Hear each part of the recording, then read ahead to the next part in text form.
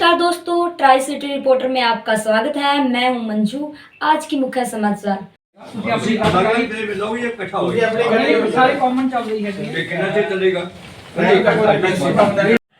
ਅਸੀਂ World Trade Centre Chandigarh Mohali allottees welfare association ਵੱਲੋਂ ਹਾਜ਼ਰ ਹੋਏ ਹਾਂ। Myself Amarjit Singh Walia, president of the association. GMADA ਵੱਲੋਂ 2015 ਦੇ ਵਿੱਚ ਇਹ ਸਾਈਟ ਆਪਸ਼ਨ ਕੀਤੀ ਗਈ ਸੀ। 에ਅਰਪੋਰਟ ਚੌਂਕ ਦੇ ਉੱਤੇ ਸਾਈਟ ਹੈਗੀ, 8 ਏਕੜ ਤੋਂ ਜ਼ਿਆਦਾ ਥੋੜ੍ਹੀ ਜਿਹਾ ਸਾਈਟ ਹੈ। 132 ਕਰੋੜ ਰੁਪਏ ਦੇ ਵਿੱਚ ਇਹ ਸਾਈਟ ਆਪਸ਼ਨ ਹੋਈ ਸੀ। आशीष भल्ला दिल्ली की कंपनी का मैनेजिंग डायरैक्टर है, उसने ऑप्शन दी सी। 20% ओरिजिनल अमाउंट पे करने तो बाद उसने पोजेसन ले लिया ना, तो गमाडा दियाँ पेमेंट्स कीतियां उसने ना ही उसने कंस्ट्रक्शन कंप्लीट की। फेज़ 1 की कंस्ट्रक्शन थोड़ी जी स्टार्ट की सी, स्ट्रक्चर खड़ा। फेज़ 2 तो फेज़ 3 की कंस्ट्रक्शन अजे तक नहीं हुई। 1265 यूनिट फेज़ 1 जिहदे विचों 1196 सोल्ड होए हुए ने। 432 करोड़ रुपया अलॉटेज ने उहदे विच इन्वेस्ट किया होया है, पर वो सारा पैसा ये साइफन ऑफ कर गया। पैसा उत्थे ना गमाडा की पेमेंट की, ना अलॉटेज की कंस्ट्रक्शन कंप्लीट की। ते ये अपना गमाडा ने 2023 दे विच साइट रिज्यूम कर ली 8 साल बाद। उस तो बाद रेरा ने भी इसनूं रिवोक करता। गमाडा के फैसले के अगेंस्ट ये हाई कोर्ट दे विच गए। हाई कोर्ट ने इन्हां दी रेट है जिहड़ी डिसमिस कर दी। हुण इन्हां ने एक रिवीजन पटीशन पाई हुई है स्पैशल सैकटरी हाउसिंग कोल। हालांकि वो इंटरटेन पहला तो इन्हां दी पाउणी बनदी ही नहीं सी, जदों हाई कोर्ट वालों ही डिसमिस हो गई। फिर जे इन्हां ने पाई भी सी रिवीजन पटीशन तो एक्सैप्ट नहीं सी करनी बनती, इंटरटेन नहीं सी करनी बनती। पर क्योंकि तकरीबन सारे departments RERA GMADA government side से डायरैक्टली या इनडायरैक्टली इन्होंने सपोर्ट कर रहे हैं। और रिवीजन पटीशन भी इन्हों की 2 साल हो गए है पेंडिंग पई है, अजे तक उसके उत्ते कोई डिसीजन नहीं लिया। असी रेरा दे विच अपनी कंप्लेंट फाइल की हुई है, जिहदे विच गमाडा नूं भी पार्टी बनाया है ते आशीष भल्ला नूं भी पार्टी बनाया हुआ है। ते उहदे विच भी ये डेट ते डेट दी जा रहे हैं। गमाडा अपना रिप्लाई नहीं फाइल कर रहा। आशीष भल्ला ने होर भी कई थावां ते इसे तरह पैसा साइफन ऑफ किया। तो ईडी ने कंप्लेंट्स नूं देखते हुए इनू अरेस्ट कर लिया सी 6 मार्च 2025 नूं। उदों दा जेल दे विच है, इसकी अजे तक बेल नहीं हुई है।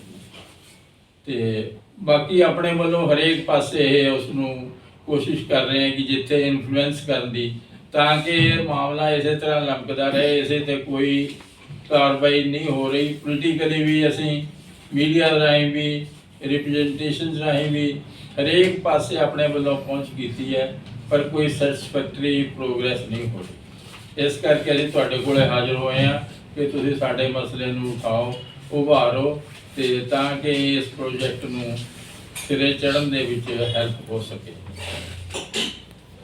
ਉਹਦਾ ਆਬਜੈਕਟਿਵ ਕੀ ਹੁੰਦਾ ਹੈ ਕਿ ਆਪਾਂ ਇਸ ਸਟੇਟ ਨੂੰ ਗਰੋ ਕਰਵਾਉਣਾ ਹੈ। ਉਹਦੇ ਵਾਸਤੇ ਸਾਨੂੰ ਬਿਜ਼ਨਸ ਹੋਰ ਚਾਹੀਦਾ ਹੈ, ਹੋਰ ਕੰਪਨੀਆਂ ਚਾਹੀਦੀਆਂ ਨੇ ਜਿਹੜੀ ਇੱਥੇ ਆ ਕੇ ਇਨਵੈਸਟ ਕਰਨ।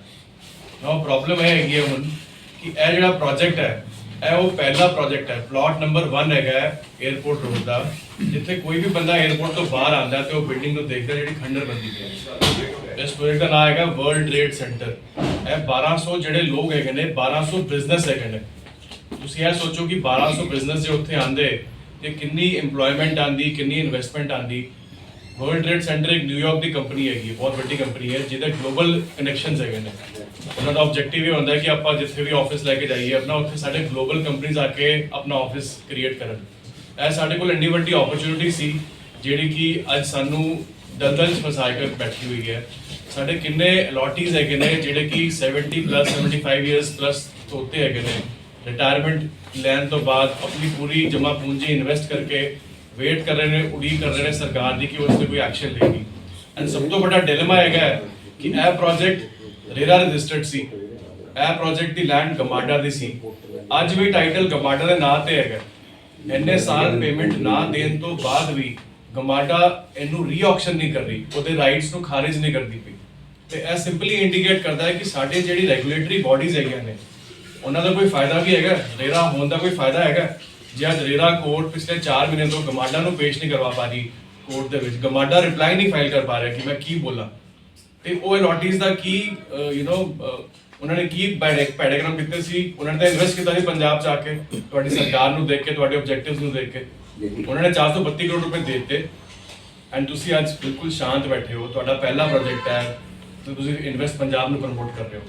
ਮੈਨੂੰ ਇਹ ਲੱਗਦਾ ਹੈ ਕਿ as a small businessman, as a startup company ਮੈਂ ਬਹੁਤ ਤਰੱਕੀ ਕਰ ਸਕਦਾ ਸੀ ਪੰਜਾਬ ਦੇ ਵਿੱਚ। ਅਸੀਂ ਅੱਜ ਬਹੁਤ ਗੱਲਾਂ ਕਰਦੇ ਹਾਂ ਕਿ ਅਸੀਂ ਆਪਣੇ ਬੱਚਿਆਂ ਨੂੰ ਇੱਥੇ ਰੱਖੀਏ, ਬਾਹਰ ਜਾਣ ਤੋਂ ਰੋਕੀਏ, ਉਹਨਾਂ ਨੂੰ ਓਪਰਚੁਨਿਟੀ ਦੇਈਏ, ਤੇ ਇਹ ਓਪਰਚੁਨਿਟੀ ਕ੍ਰੀਏਟ ਕਰਨਾ ਸਰਕਾਰ ਦਾ ਰੋਲ ਹੈਗਾ। ਤੇ ਸਰਕਾਰ ਦੀ ਜੇ ਇੰਟੈਂਸ਼ਨ ਹੋਏ ਅੱਜ ਵੀ ਜੇ ਇੰਟੈਂਸ਼ਨ ਹੋਏਗੀ ਤਾਂ ਸਾਰਾ ਲੈਂਡ ਦਾ ਟਾਈਟਲ ਗਮਾਡਾ ਦੇ ਨਾਂ ਤੇ ਹੈਗਾ। ਉਸ ਬਿਲਡਰ ਨੇ ਪੇਮੈਂਟ ਡਿਫਾਲਟ ਕੀਤੀ ਹੈ, ਅੱਧੀ ਪੇਮੈਂਟ ਦਿੱਤੀ ਹੈ, ਅੱਧੀ ਪੇਮੈਂਟ ਦਿੱਤੀ ਨਹੀਂ, ਨਾ ਉਹ ਦੇਣ ਦੀ ਉਹਦੇ 'ਚ ਹੈਗਾ, ਉਮੀਦ 'ਚ ਹੈਗਾ, ਤੇ ਉਹ ਰਿਵੋਕ ਕਰੇ। ਇਨ ਰੀਅਲ ਏਸਟੇਟ ਦੇ ਪ੍ਰਾਈਸਿਸ ਆਲਮੋਸਟ 6-7 ਗੁਣਾ ਵੱਧ ਚੁੱਕੇ ਨੇ।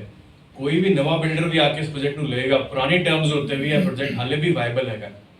ਤੇ ਮੇਰੀ ਗੁਜ਼ਾਰਿਸ਼ ਹੈ ਤੁਹਾਡੇ ਥਰੂ ਕਿ ਜੇ ਸਰਕਾਰ ਆਪਣਾ ਇੰਟੈਂਟ ਦਿਖਾਏ ਕਿ ਉਹਨਾਂ ਨੇ 1200 ਇਨਵੈਸਟਰਸ, 1200 ਬਿਜ਼ਨਸ, 1200 ਫੈਮਲੀਜ਼ ਦਾ ਧਿਆਨ ਰੱਖਣਾ ਹੈ ਐਂਡ ਅੱਗੇ ਹੋਰ ਗਰੋਥ ਨੂੰ ਪ੍ਰਮੋਟ ਕਰਨਾ ਹੈ, ਤੇ ਉਹ ਅੱਗੇ ਆਏ, ਆਪਣੀ ਇੰਟੈਂਸ਼ਨ ਦਿਖਾ ਕੇ ਇਹਦੇ ਉੱਤੇ ਪ੍ਰੌਮਪਟ ਐਕਸ਼ਨ ਲੈ। मेरी बस एक रिक्वेस्ट है फ्रॉम एसोसिएशन साइड। WTC1 तो हमने जो है 2015 में ये ऑक्शन हुआ था और गमाडा ने ये ऑक्शन की थी, और मिस्टर भल्ला, आशीष भल्ला जो WTC के मैनेजिंग डायरेक्टर हैं, उनको 131 करोड़ में ये ऑक्शन की गई थी। परंतु मिस्टर भल्ला ने जो किस्तें बनाई थी वो नहीं भरी, और गमाडा ने एक्शन लेने में बहुत ही लापरवाही बरती है। जबकि उनका प्लॉट ये 2015 में देने के बाद उनको देखना चाहिए था कि वहाँ पे काम हो रहा है या नहीं हो रहा, और उसमें एक एस्क्रो अकाउंट होता है जो कलेक्शन 432 करोड़ रुपया हमारे से इकट्ठा किया गया, वो सब मिस मैनेज हो गया। वो मिस्टर भल्ला ने सब मिस यूटिलाइज कर दिया। उसमें केवल 100 करोड़ रुपया गमाडा को दिया गया है और अंदाजन 100 करोड़ रुपया बिल्डिंग पर लगाया है, परंतु 250 करोड़ रुपया ही मैनिपुलेटेड। तो हमारे साथ बहुत धोखाधड़ी हुई है। ये पोजेशन 2020 में देना चाहिए था और आज 2026 हो गया है। आखिर में ठीक है, गमाडा ने प्लॉट कैंसिल कर दिया, बट प्लॉट कैंसिल होने से हमारा हल तो नहीं हुआ। वो बिल्डिंग पे पैसा हमारा लगा हुआ है, उस प्लॉट पे हमारा लगा हुआ है। हमारा यही निवेदन है कि जल्दी से जल्दी ये फैसला किया जाए। गमाडा में पूडा जो है वो फाइल रख के बैठा हुआ है, वो काफ़ी समय से, जबकि इनका केस मिस्टर भल्ला का हाई कोर्ट से भी डिसमिस हो चुका है। उन्होंने हाई कोर्ट के ऑर्डर की भी अनुपालना नहीं की है, परंतु पूडा केस फाइल रख के बैठे हैं। हमारे सीएम साहब, मान साहब दूसरे कंट्रीज में जा रहे हैं, पीछे वो जापान गए थे, और वो चाहते हैं कि मोहाली में, चंडीगढ़ में, पंजाब में इन्वेस्टमेंट, बाहर के लोग आके इन्वेस्टमेंट करें, जबकि हम यहाँ लोकल 1200 बंदे जो हैं यहीं के हमने इन्वेस्ट किया है और हमें आज तक पोजेशन नहीं मिल रहा। 6 साल हो गए हम वेट कर रहे हैं। तो अब हमने आखिर में एसोसिएशन की तरफ से हमने रेरा में कंप्लेंट फाइल की है, जो कि परंतु वही जैसा बताया गया कि गमाडा अभी तक पेश नहीं हुआ। समनिंग के बाद भी गमाडा हाजिर नहीं हुआ। तो ये अब हमने सीएम साहब को कंप्लेंट किया, तो जाके उनके वकील एक बार अभी लास्ट पेशी पे आए हैं और उनको सख्त इंस्ट्रक्शन दी गई है रेरा के द्वारा कि इसका रिप्लाई फाइल करो। हमें पूरी उम्मीद है कि रेरा हमारे हक में फैसला करेंगे, और हमें मान साहब से भी निवेदन है, ऑनरेबल सीएम साहब से, कि वो हमारी मदद करें और हमें जल्दी से जल्दी पोजेशन दिलाया जाए। Thank you very much. हो गया है कि ਉਹਦਾ ਰੇਰਾ ਰਜਿਸਟ੍ਰੇਸ਼ਨ ਇੱਕ ਤਰ੍ਹਾਂ ਦਾ ਐਂਡ ਹੋ ਗਿਆ ਜਾਂ ਰੇਰਾ ਨੇ ਰੈਵੋਕੇਟ ਕਰਤਾ ਹੈ ਡਿਊ ਟੂ ਅਨਅਵੋਇਡੇਬਲ ਸਰਕਮਸਟੈਂਸਸ ਕਿ ਉਹ ਆਪ ਪੂਰਾ ਨਹੀਂ ਕਰ ਪਾਇਆ ਪ੍ਰੋਜੈਕਟ, ਜਾਂ ਉਹ ਗਮਾਡਾ ਦੀ ਪੇਮੈਂਟਸ ਡਿਫਾਲਟ ਕਰ ਦਿੱਤੀ ਹੈ। ਇਹਦੇ ਵਿੱਚ ਜਿਹੜੇ ਬਿਲਡਰ ਆਇਆ ਸੀਗਾ ਉਹਨਾਂ ਨੇ ਪਹਿਲਾਂ 20% ਦੇ ਕੇ ਕੰਪਲੀਟ ਲੈਂਡ ਦਾ ਪੋਜੀਸ਼ਨ ਲੈ ਲਿਆ, ਤੇ ਇਹਦੇ ਵਿੱਚ ਮਿਸ ਕੈਲਕੂਲੇਸ਼ਨ ਕੀ ਹੋਈ, ਇਹਦੇ ਵਿੱਚ ਗਮਾਡਾ ਵੀ ਇਕੁਅਲੀ ਰਿਸਪੌਂਸਿਬਲ ਹੈਗੀ ਹੈ। ਅੱਜ ਦੇ ਟਾਈਮ 'ਚ ਗਮਾਡਾ 20% ਪੇਮੈਂਟ ਦੇ ਕੇ ਕੋਈ ਵੀ ਲੈਂਡ ਸਾਈਟ ਨੂੰ ਬਿਲਡਰ ਦੇ ਨਾਮ ਕਰ ਦਿੰਦੀ ਹੈ। ਬਿਲਡਰ ਉੱਤੇ 20% ਦੇ ਕੇ 12 ਮੰਜ਼ਲੀ ਦੀ ਬਿਲਡਿੰਗ ਖੜੀ ਕਰ ਲੈਂਦਾ ਹੈ ਤੇ ਲੋਕਾਂ ਤੋਂ 90% ਤੋਂ ਲੈ ਕੇ 95% ਤੱਕ ਪੇਮੈਂਟਾਂ ਲੈ ਲੈਂਦਾ ਹੈ, ਜਿੱਤੇ ਜੋ ਸਾਡੇ ਕੇਸ 'ਚ ਹੋਇਆ। ਤੇ ਅੱਗੇ ਉਹ ਬਿਲਡਰ ਗਮਾਡਾ ਨੂੰ ਪੇਮੈਂਟਸ ਦਿੰਦਾ ਨਹੀਂ ਹੈਗਾ ਤੇ ਇਹਦੇ ਵਿੱਚ ਮਿਸ ਕੈਲਕੂਲੇਸ਼ਨਸ ਹੋਣ ਕਰਕੇ ਬਹੁਤ ਪੈਸਾ ਜਿਹੜਾ ਸਾਡੇ ਪ੍ਰੋਜੈਕਟ ਦੇ ਵਿੱਚ ਹੈ ਸਾਈਫਨ ਆਫ ਹੋਇਆ ਗਿਆ ਹੈ। ਇਸ ਮਿਸ ਕੈਲਕੂਲੇਸ਼ਨ ਕਰਕੇ 2016 ਤੋਂ ਲੈ ਕੇ 2026 ਦਾ ਗਮਾਡਾ ਨੇ ਪੇਮੈਂਟ ਪਲਾਨ ਬਣਾ ਕੇ ਦਿੱਤਾ ਸੀਗਾ ਜੀ WTC ਨੂੰ। ਇਹ ਇੱਕ ਬਹੁਤ ਵੱਡਾ ਡਿਫਾਲਟ ਹੈਗਾ ਜਿਹਦੇ ਵਿੱਚ ਗਮਾਡਾ ਅੱਜ ਤੱਕ ਚੁੱਪ ਬੈਠੀ ਹੋਈ ਹੈ ਕਿ GMADA why is GMADA giving such a big time to a builder. ਅਸੀਂ ਇੱਕ ਅਲੋਟੀ ਹੋਣ ਕਰਕੇ ਜੇ ਸਾਡੀ ਪੇਮੈਂਟ ਬਿਲਡਰ ਨੂੰ ਇੱਕ ਦਿਨ ਵੀ ਲੇਟ ਹੋ ਜਾਏ ਤਾਂ ਬਿਲਡਰ ਫਲੈਟ ਵਾਸਤੇ, ਪਲਾਟ ਵਾਸਤੇ, ਕੋਈ ਆਫਿਸ ਸਪੇਸ ਵਾਸਤੇ 18% ਵਿਆਜ ਲਗਾਉਂਦਾ ਹੈ ਸਾਡੇ ਤੋਂ, ਇੱਕ ਆਮ ਬੰਦੇ ਤੋਂ। ਬਟ ਇਹੀ ਗਮਾਡਾ ਅੱਜ ਤੱਕ ਉਸ ਬਿਲਡਰ ਤੋਂ ਇੱਕ ਪੈਸਾ ਨਹੀਂ ਕਢਾ ਪਾਇਆ, ਨਾ ਉਹਨੂੰ ਕੰਪਲੀਟਲੀ ਬਾਹਰ ਕਰ ਪਾਇਆ।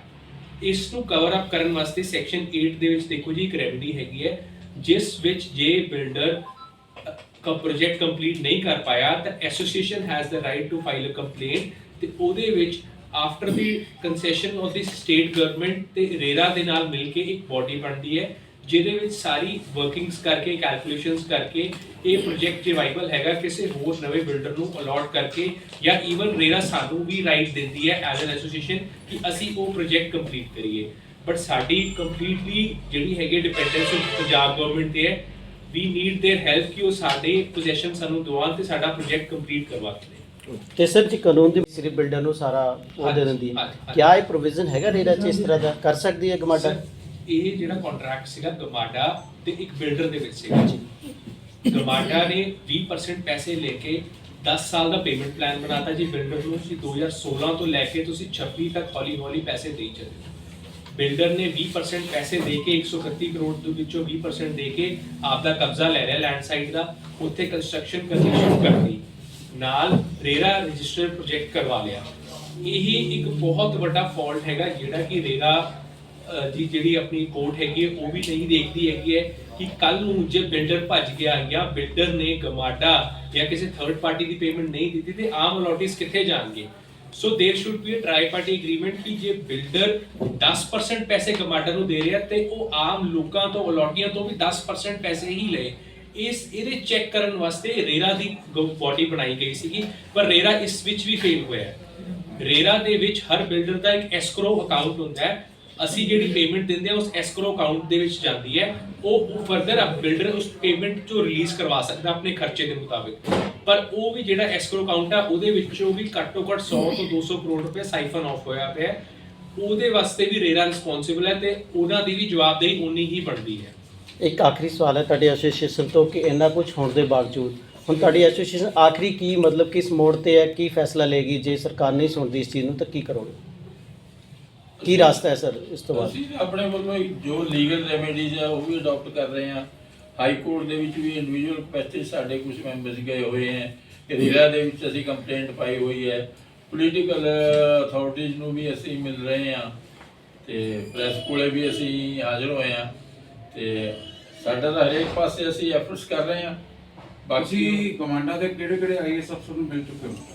ਕਮਾਂਡਾ ਦੇ ਜਿਹੜੇ ਐਡਮਿਨਿਸਟ੍ਰੇਟਰ ਹੈਗੇ ਅੱਜ ਕੱਲ੍ਹ ਮੈਡਮ ਸਾਕਸ਼ੀ ਸਾਨੀ ਹੈ, ਉਸ ਤੋਂ ਪਹਿਲਾਂ ਸਾਕਸ਼ੀ ਸਾਨੀ ਜੀ ਨੇ ਫਿਰ ਤੁਹਾਨੂੰ ਕੀ ਰਿਪਲਾਈ ਦਿੱਤੀ ਆਪਣੇ ਤੁਹਾਡੇ? ਸਾਕਸ਼ੀ ਸਾਨੀ ਉਹ ਜੇ ਰੇਰਾ ਦੇ ਚੱਕਰ 'ਚ ਅਸੀਂ ਉਹਨਾਂ ਨੂੰ ਕਿਹਾ ਸੀ ਜੀ ਤੁਸੀਂ ਇਹਦਾ ਜਿਹੜਾ ਹੈ ਰਿਪਲਾਈ ਫਾਈਲ ਕਰਵਾਓ ਗਮਾਡਾ ਦਾ ਤਾਂ ਕਿ ਉਸ ਦਾ ਡਿਸੀਜਨ ਹੋਵੇ ਰੇਰਾ ਦਾ ਤੇ ਉਹ ਅਕੋਰਡਲੀ ਅੱਗੇ ਪ੍ਰੋਸੀਡ ਹੋਵੇ।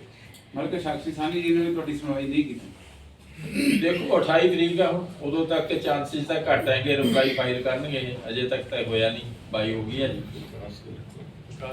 विकास करके प्रिंसिपल सेक्रेटरी हाउसिंग है। चलो बने रहिए ट्राई सिटी रिपोर्टर के साथ। धन्यवाद।